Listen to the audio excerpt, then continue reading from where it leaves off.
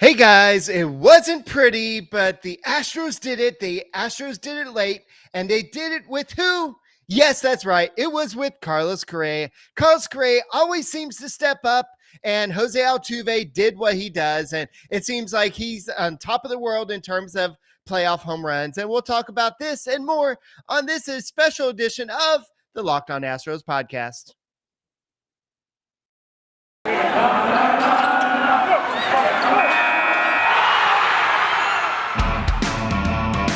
Hello and welcome to Locked On Astros, your daily Astros podcast. Here are your hosts, Eric the Man Huysman and Brett H-Town Wheelhouse Chancey.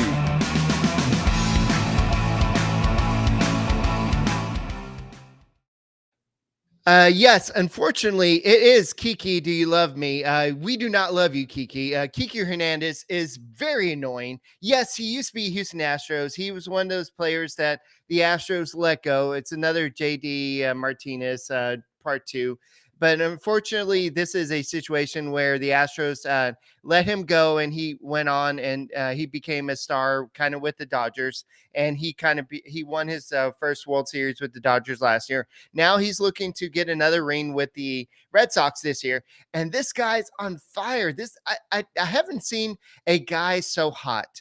And he was 4 for 5 with 2 home runs, I believe, in this game. And he was making catch after catch. And it was like, this guy, we couldn't get him out. The only guy that was able to get him out was Phil Maton. And I'm like, okay, we need to make Maton be the guy, the designated pitcher for Kiki Hernandez. And so I know this is only game one, but it's like, yeah, I'm getting a very Jock Peterson jibe with him. It's like, yeah, I don't really want to watch this guy face the Houston Astros a lot, but hey, the Astros won. That's the main thing. The Astros won. They got the victory. And this was a very stressful game, especially when you're your de facto ace, because Lance McCullers is probably going to be out for the ALCS. We don't know what's going on with the World Series. We'll have to see what's going on. I know he's on the taxi squad. Before you say, oh, he's on taxi squad, that means if there's injury, he can come back and save the day.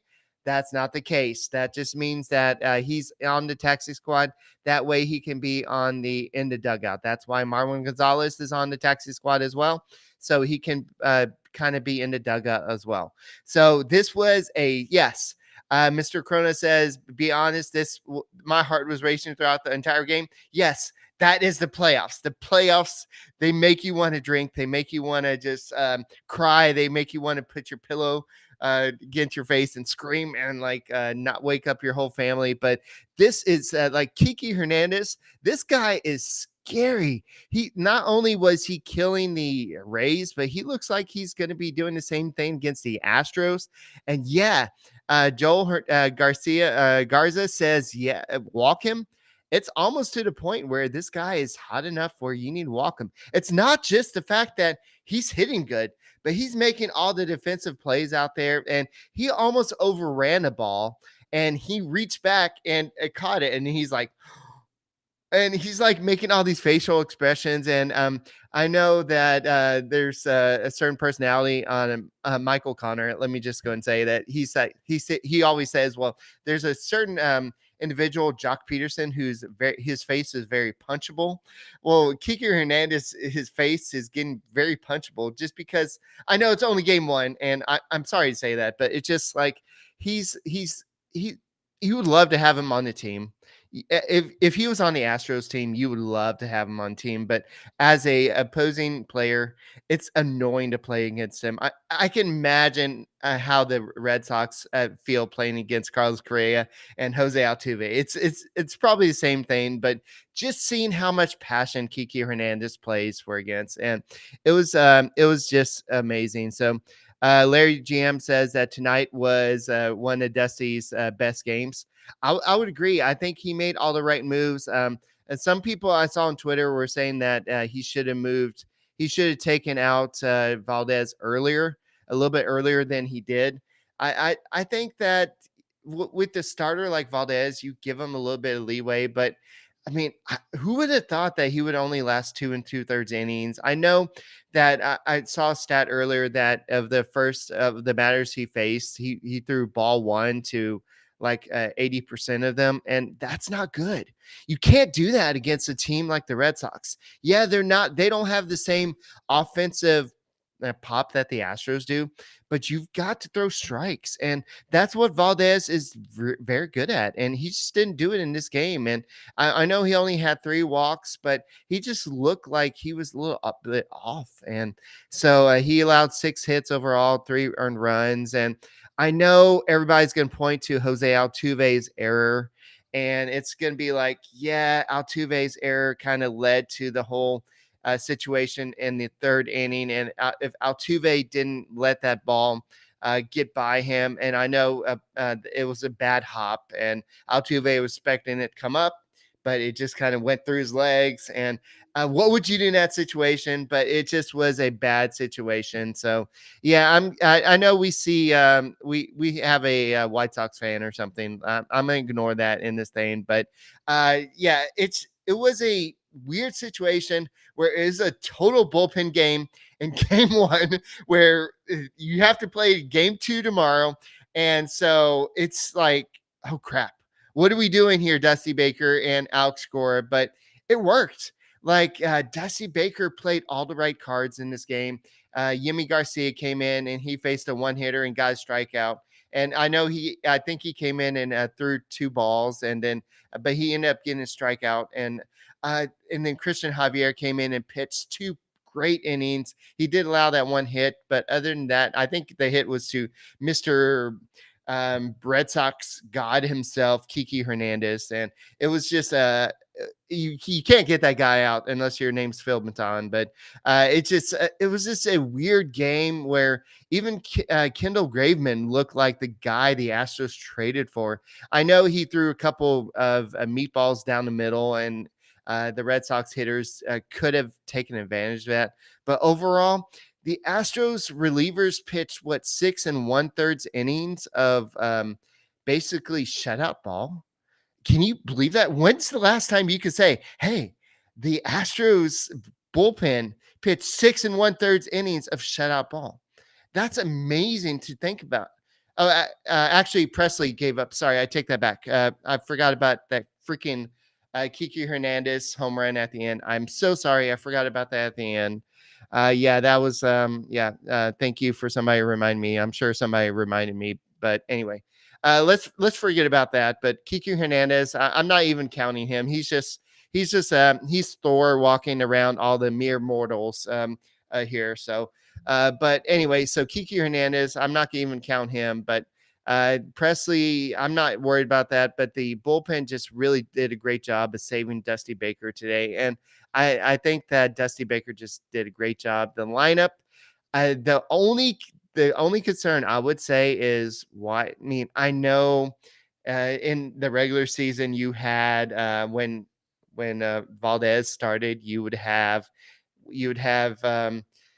Alvarez in left field, then you'd have Brantley as the DH. But in this situation, that little bloop single, bloop double by Kiki Hernandez, I think that Michael Brantley would have caught that ball. I mean, y'all tell me if I'm wrong, but I think that Michael Brantley, I think Chas McCormick, I think even Josh Reddick, even though he hasn't played in 2-3 months, I think he would have caught that. But I'm not here to blame Alvarez, but Alvarez did a great job in left field in that situation. So I just think that yes, I'm going to the game tomorrow, and so yes, if you see me in my scooter, I'm gonna be scooting to my seat, and I'll be going to it. But I am walking a little bit more, but I use the scooter just to get to the far distance, so I don't have to walk too much.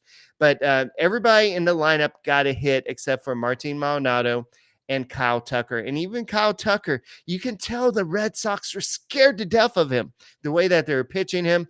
And even after Chris Sale got him out the final at bat, you can see when Alex Cora went out to get Chris Sale, he was like, okay, you struck out Kyle Tucker. tell us the pitch sequence and what did you do to get him out? Because I think the Red Sox are scared to death of Kyle Tucker because this has been one of the Astros' hottest hitters, and not just in the play. I mean, well, maybe not in the playoffs, but over the past 2 or 3 months. And so I think the Red Sox are aware of that.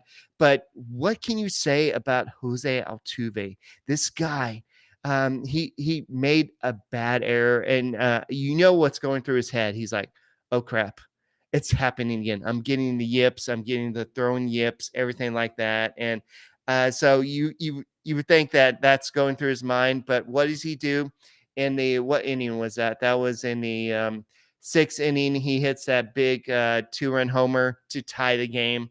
And that was a big moment, not just for him, but that kind of undid that little error he had, because that error kind of led to the 2-run inning. And I guess one of the runs already scored before that error because of Kiki Hernandez's home run. But it was just a bad little situation there. But Altuve, that was a blast. And I wasn't at the stadium.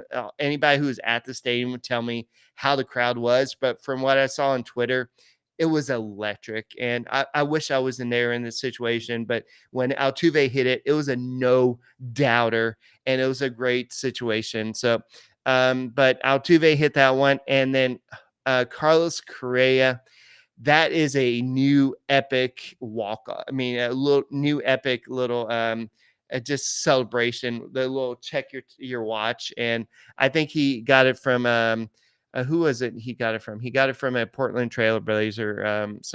But it's like it's my time, and so what time is it? It's October, and it's just so awesome. I think that's PixArtsy. Somebody asked about my Bagwell print in the background. I actually have there's a Biggio one right there as well. So, and I have several others. I have a Springer one. I have Alex Bregman. There's several other, but PixArtsy, like Pix, like Pix artsy. So look it up. But Dame Lillard is the guy he got it from. But yeah, this is Carlos Correa's time, and I can imagine. I know that Jim Crane was sitting behind the home plate to start game, and then I saw him disappear. I think his wife was still there, and then somebody else was sitting in his seat. But it was just a cool situation. But you know that Jim Crane is seeing the situations, and so Carlos Correa now has 4 go-ahead home runs in the 7th inning or later of playoff games, passing Troy Glaus and Bernie Williams for the most in postseason history. I mean, Troy Glaus. I mean, I know he has a kind of weird name, but he's an angel. Not a lot of people remember him. But Bernie Williams, that's a Yankee. A lot of people remember him. But also, Carlos Correa also has more playoff RBIs than any active player. Carlos Correa, hello. You're just making yourself more money with every postseason at bat, and hopefully it's with the Houston Astros. And after he hit that home run, he said, "You know what time it is, baby? It's October." I don't think he said it's October. He said it's my time. And because since George Springer's not here, it is his time. This is his time. I know we always joke around and we said that George Springer was Mr. October. He's not with the Astros anymore. And I don't know if you noticed, but the Blue Jays did not make the playoffs. So Carlos Correa is Mr. October now. And Jose Altuve is not that much far behind him. And that was also Carlos Correa's 18th career playoff home run, tying him with Mickey Mantle, Reggie Jackson, and Nelson Cruz for 17th of most all time. So it was a really, really cool situation to see that happen. And I hate watching it from home. I need to get rid of this freaking phone because I see that crushed. I think Astros Future or somebody tweeted it like crushed, or I think Chandler Rome says holy something. And so I'm like, oh God, something just happened. And then I see Carlos Correa hit a home run. And so I hate that little delay, but it's still just awesome. And yeah, I know Springer is at 19 for what it is. And so Altuve is tied with Springer for postseason. No, I think Springer had 19, I believe. And Altuve now has 20. So one thing to be concerned about is that Astros starters not named Lance McCullers have a 10.24 ERA over the last 3 postseason games not started by Lance McCullers, and they're only averaging about 3 innings per start. So the Astros don't have the best bullpen. Don't tell the Red Sox that, but they did great tonight. It's just a weird situation. So in game 1 at ALDS, Lance McCullers went 6 2/3. Valdez in game 2 went 4 1/3. In game 3, Luis Garcia went 2 2/3 innings. In game 4, Lance McCullers only went that 4 innings, and then he left with that injury. So we have Luis Garcia going tomorrow. Hey, guys, he's got to go longer than 2 2/3 inning. He's pitching at home. He's got to step out. And I know he was asked earlier today, why do you think you pitch better at home? He said, well, I think it's because of the fans. Hey, the fans are going to be there supporting you. I'm going to be there supporting you. Luis Garcia, you've got to go at least 5 innings. I know the Astros were able to pitch 6 1/3 innings of not shutout ball, but 1 innings of today. But I don't think they could do that in back-to-back games, especially with as hot as Kiki Hernandez has been doing. But they're doing good. Like the bullpen is scarily doing really, really good. And it's kind of opposite what the 2017 Astros were doing. So it's just kind of weird. So yeah, the whole we don't know exactly what's going on with Lance McCullers. We do know that it's something going on with his flexor tendon, and we know that we know that James Click said he's definitely out for the entire ALCS. And I know everybody's becoming medical experts, and they're going online and saying, well, it's a recovery time of 2 to 3 weeks, but if blah, blah, blah, blah. But I think the Astros are hoping that he'll be ready for the World Series. Will he be ready? I don't know, but I think the Astros are hoping that they can take care of business without Lance McCullers, because I didn't get to mention this in yesterday's podcast or a podcast before, but the Astros versus Red Sox this year, they went 5-2 without Lance McCullers being responsible for any of the wins. So I think the Astros can do it, but it was just it's going to take a team effort. And Jake Odorizzi did make the roster. Blake Taylor did make the roster, like I mentioned in the last podcast. And we saw why today, because there's a lot of left-handers in the Boston Red Sox lineup. And then you have Santana coming off the bench like we saw today. So who won? Boston did not win. I'm so sorry. Boston did not win. The Astros won because Carlos Correa hit a home run to win the game, and it's his time. So that's what it is. So the Astros now face the Red Sox de facto ace. I know they want to say Chris Sale is their ace, but if you can't pitch more than 3 to 4 innings, you're not an ace. And I don't want y'all throwing Framber Valder at me right now. I mean, he just didn't have his stuff. He did not have any type of control tonight. But I know that we're going to have to look at that situation. But I think that Valdez just was not – I don't know if he wasn't mentally prepared, but he just didn't look like he had stuff. He was lucky in the first 2 innings because he had that double play in the first inning. Then he loaded the bases, and then he got a fly ball out. Then in second inning, I believe he got another double play, and then I don't remember the situation, but I think he got a big strikeout on a curveball. And then that's when the third inning happened, and then the error. So the error could have led to a double play. Jose Altuve missed that double play. Otherwise, we could have been talking about a whole different situation, and we could not have seen maybe Jose Altuve's home run, Carlos Correa's not walk-off, but the go-ahead home run. So it could have been a whole different situation, but it's okay. It's everything's well that ends well. So that's what happened in this game. But aren't you glad being up 1-0? And as David Berry says, let's pay the man. I mean, I know Jim Crane has to be happy. At the same time, he's like, crap. The better he does in postseason, the more we're going to have to pay this guy. But I'm super excited. I'm super excited about this series. Going up 1-0. I know it doesn't mean as much as a 5-game series versus a 7-game series, but still, you've got to win those home games. And going up 1-0 is a big situation. So I'm trying to see if there's anything. The strike zone. Strike zone was terrible. But the one thing that you have to say, it was on both sides. I know that Michael Brantley had a strike called on him that was really a ball, and then it was called a ball. The same pitch was basically called Brooks Raley threw the same pitch to a Red Sox hitter, and it was called a ball later on. But we can't. It just feels like, I know we had the Giants, the way the Giants lost. I hate to keep on blaming crap on the umpires, but yeah, it makes you feel like the situation, the way the Giants and the Dodgers series ended, it almost makes you suspect that their MLB is trying to set up something. They want a Astros versus Dodgers World Series. I've been talking to Brett about this kind of off air, and I think I mentioned this at the start of the season. It would be great ratings if there would be just another Dodgers versus Astros World Series. Let's put all the crap that happened in 2017. Let's do that again. But the Dodgers have a tough matchup versus the Braves. I know the Braves have a good team. But we'll see what happens. But I know there's been a lot of talk on AM radio across Houston today that they expect the Astros to get a lot of calls to try to get to the World Series to face the Dodgers. But that would be an epic matchup, and I'm here for it.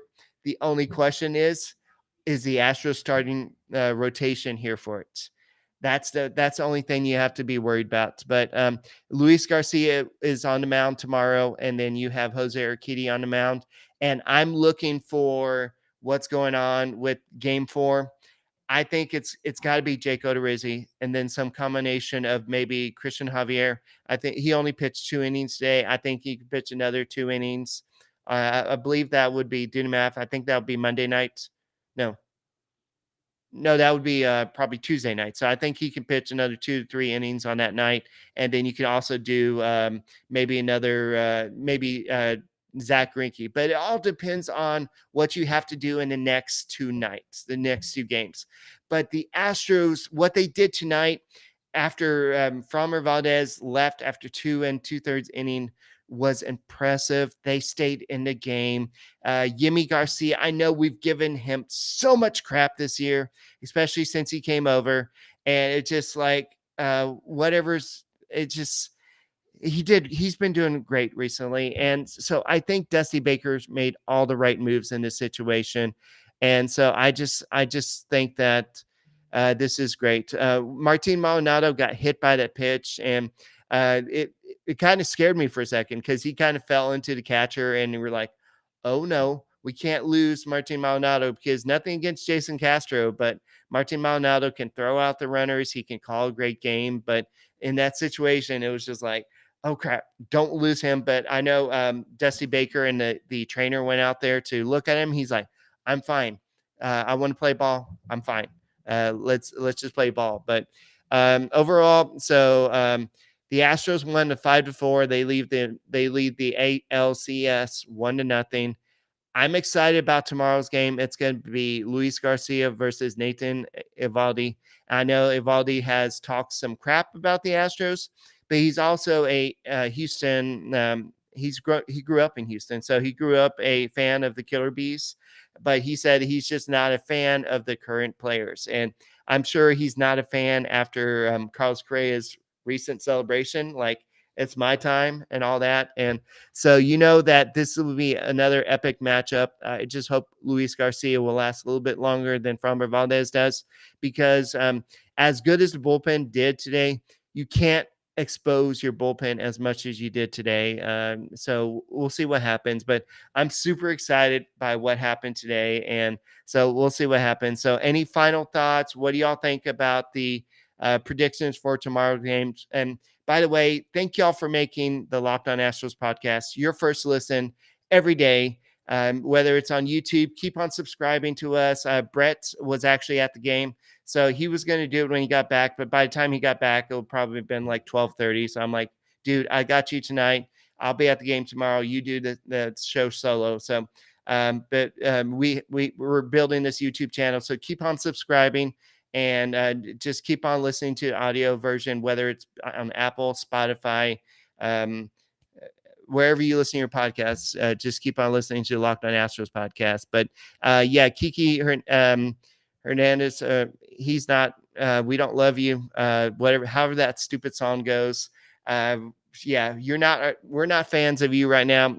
After you hit 2 home runs, rob us of extra base hits by making great plays. We do miss you though. Come back. No, I'm kidding. No, Chas McCormick actually did pretty good. I know we're all big fans of what Jake Myers can offer, but Chas McCormick went 3 for 4 today. Carlos Correa went 3 for 4 today. So the Astros are able to just if somebody goes out, they have the next man up mentality. So we'll see what happens in this situation. So guys, that's all I've got for tonight's Locked On Astros podcast. Hopefully tomorrow's game is a little bit better. So we'll talk. Brett will come on and talk some more. And that's all I got. And thank you for listening. And make sure you subscribe to Locked On Astros podcast on YouTube. And we'll talk to you tomorrow.